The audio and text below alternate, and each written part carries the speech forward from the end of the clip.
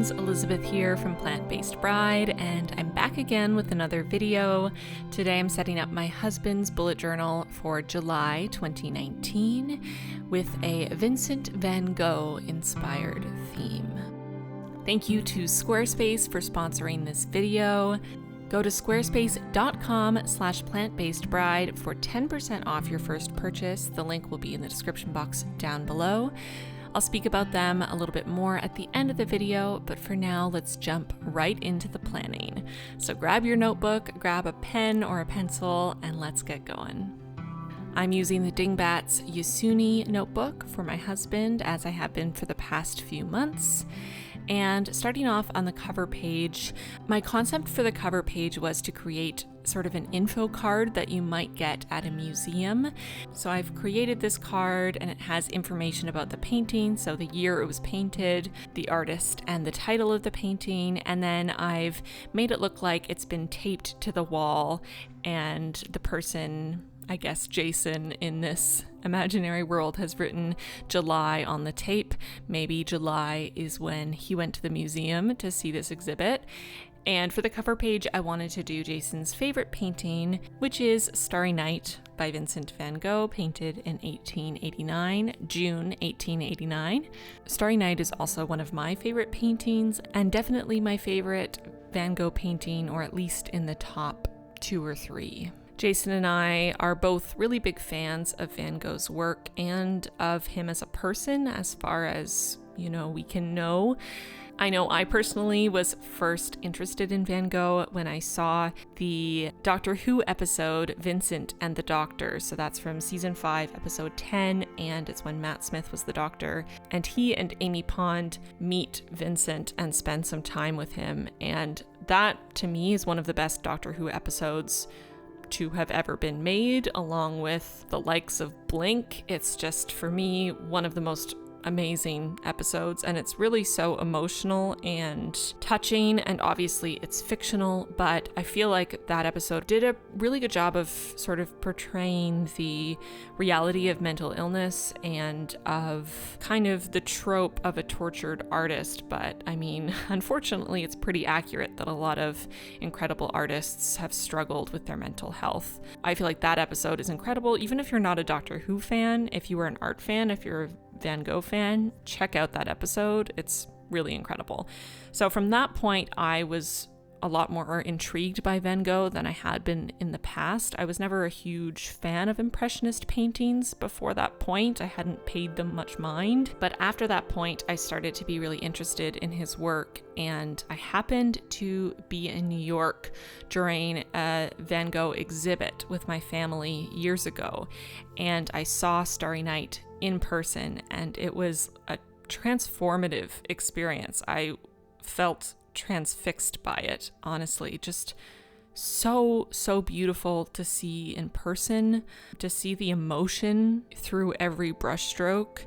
Just an incredible piece of work. I mean, so many of his paintings are incredible, but Starry Night specifically just was an incredibly moving piece to get to witness in person. And since then, I've considered Vincent Van Gogh to be one of my favorite, if not my favorite, painters. I just really resonate with him as a person. As I've talked about on my channel, I have struggled with my own mental health, and as a creative person, I just really respect what he did and the art he created. And Jason and I believe it was last year, were able to see Loving Vincent, which was a film that was made. It was sort of a dramatization of his death, essentially, like the end of his life. And the most interesting thing about that film is that it is entirely done using oil painting. So it's an animated film using oils, which is something I've never seen before. It was so incredible to watch, and such an interesting concept for a film.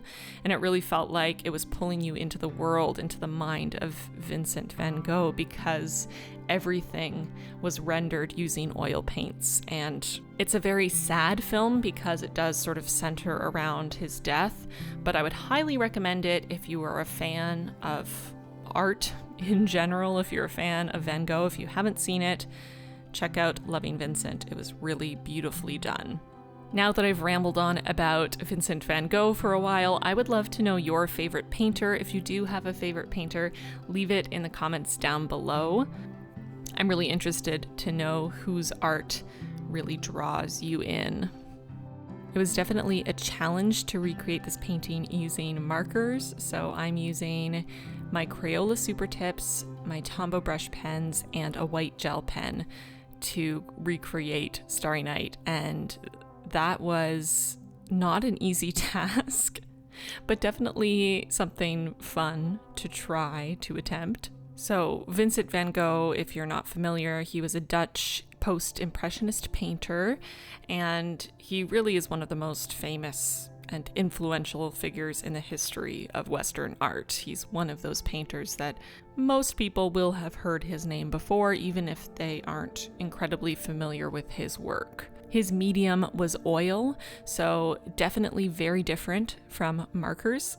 So trying to get the same sort of feel with a completely different medium is always a challenge, but I wasn't going to create an oil painting in my husband's bullet journal, so this is what we get. Obviously, a noticeable feature of this painting is all of the small strokes to create movement within the sky, to represent the light dissipating from the stars and so on. So I wanted to start out by kind of sketching in all of the different colors, all the features, using a bunch of light strokes and going between my Crayola Super Tips and my Tombow brush pens depending on the color I needed. As I do anytime I'm trying to recreate something closely, I try to put the original right beside me so that I can constantly reference it. So at this point, I grabbed my Tombow blending palette and my clear blender and used that to kind of, well, blend together some of these colors. Then going in with my black Tombow to add depth and shadow to the lower portion of the painting. And once I was generally happy with everything color-wise, I grabbed my gel pen and started applying this to the lighter sections of the painting. So specifically this sort of main swirl through the center of the sky, the clouds sort of hanging above the horizon, and then around the stars. So just applying the gel pen in the short strokes as I have been this whole time, and then using my finger to kind of smear it out to try to get a similar look to what Van Gogh achieved using his oils. I didn't smear the white I used on the stars. I just added these tiny little dashes around each star to add these highlights to really make them look like they're glowing in the sky. I also added a few highlights along the bottom, just in areas that I felt I'd over darkened. You can see I added highlights to the tree in the foreground and then changed my mind and darkened them up again. But overall, I'm really happy with how it turned out. Obviously, it's not perfect. It's pretty hard to recreate perfection, especially using markers, but considering the supplies I had at my disposal, I'm actually really happy with how this turned out.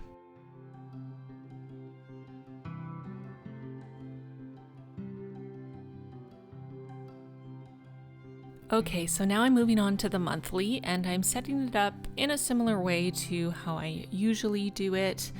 So I've moved down to 5x5 boxes so that I can fit 5 days on one side of the spread and then 2 days on the other side of the spread to have a little bit more room on the sort of sidebar there. And again, I'm sort of going with this concept of info cards from a museum. So the calendar is sort of encased in an info card as if the calendar itself is a painting.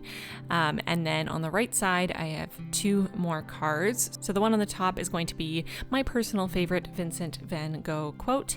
And then the bottom, I am recreating one of Van Gogh's most famous paintings, Vase with 12 Sunflowers. And again, this was quite a challenge using markers, but you know, I did my best. I'm pretty happy with how it turned out, considering. And again, I'm just sticking with a lot of short brush strokes to try to get that feel. And I used a pencil crayon to fill in that sort of teal background because it was so light in the painting, and I didn't really have any markers that would have that light of an effect.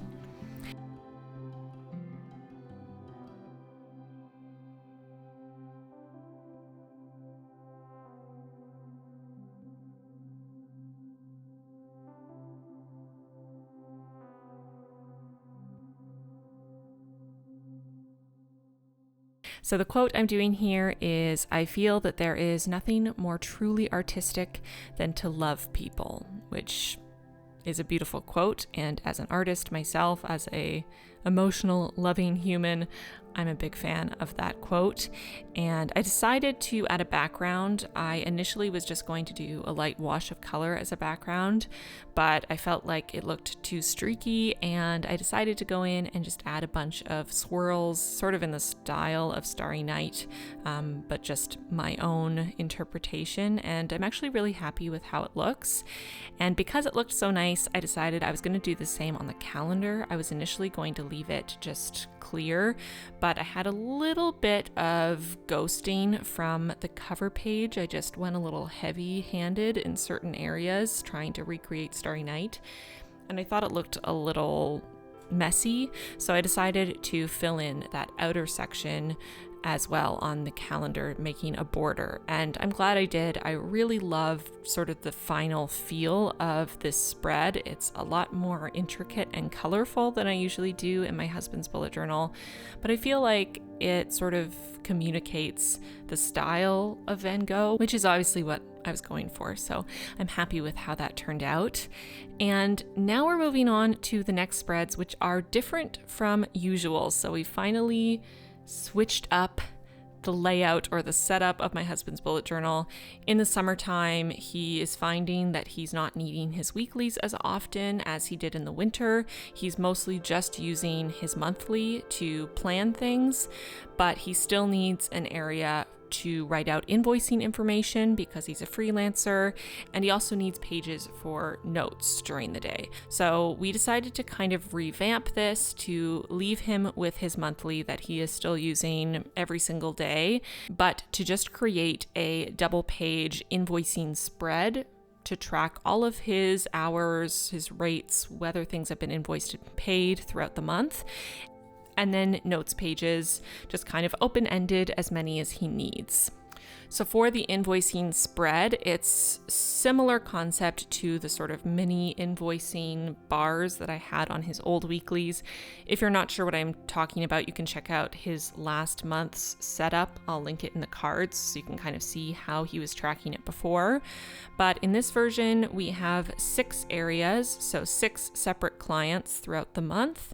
And on the left section there, he can write in the client. So say YouTube.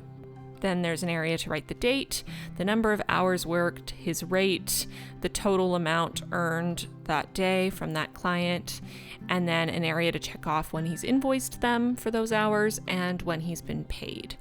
So we're hoping that should be enough. This is the first time we're trying this layout, so it's kind of an experiment. And again, sort of the fun thing with bullet journaling is you can come up with a new concept for a spread and try it out and tweak it to fit your needs. So hopefully this will be sufficient for his needs for invoicing throughout July. And because I wanted to give him as much room as possible, I decided to keep the spread super simple, no added art or anything, and just used a blue and a yellow Tombow to highlight the text along the top just to tie in the color scheme. And then for the first notes page, I just wanted to indicate that that was the beginning of the notes. So just wrote notes along the top, very simple. And then on the bottom left-hand corner, I did my best to recreate Vincent's signature. He always just signed his paintings with Vincent. So I found a blown up version of his signature and did my best to recreate it.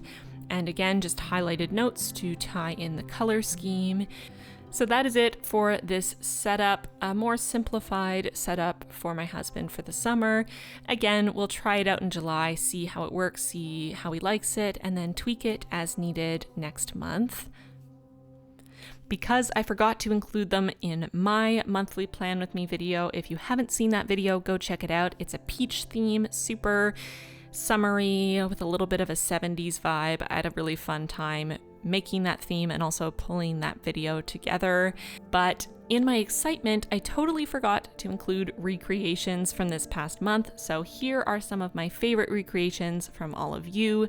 If you recreate any of my spreads, please tag me on Instagram so I can see them. I love to see what you're creating. I love to see your interpretations of things that I've made. and I love to share them in my stories so that my followers can see all the cool stuff that you're making. My Instagram is linked in the description box if you want to follow me there. It's also a great place to see completed spreads if you're interested in what they look like after the pen. So that is it for this setup and for this video. I want to take a moment to thank my patrons for their support. Thank you so much. Without you, I wouldn't be able to continue to make videos. If you're interested in becoming a squad member, check out the link in my description or the link in the card. You can join for as little as $1 a month, but it makes a huge difference to me and is allowing me to invest in better equipment so that I can create better content for you. Special thanks to my newest patrons, Carissa, Corinne, Stephanie, and Kirsty. Thank you to Squarespace for sponsoring this video. I have been using Squarespace for my websites for years and years, and they are the absolute best in my opinion. One of their coolest features is their video backgrounds. You can have the entire background of your website be a video, which can be such a powerful and immersive visual experience. They also make it really easy to import content from other places on the internet, like your Twitter, your Instagram, or Flickr, directly onto any page, sidebar, or the footer of your website. Squarespace makes it easy to make really beautiful, modern, professional looking websites, and I would highly recommend them if you need a website of any kind. Head to squarespace.com for a free trial, and when you're ready to launch, go to squarespace.com/plantbasedbride to save 10% off your first purchase of a website or domain. Thank you so much to Squarespace for sponsoring this video, and thank you for watching. Don't forget to like it if you enjoyed, and subscribe if you haven't already for more content from yours truly, and I will see you very soon in my next video. Bye, friends.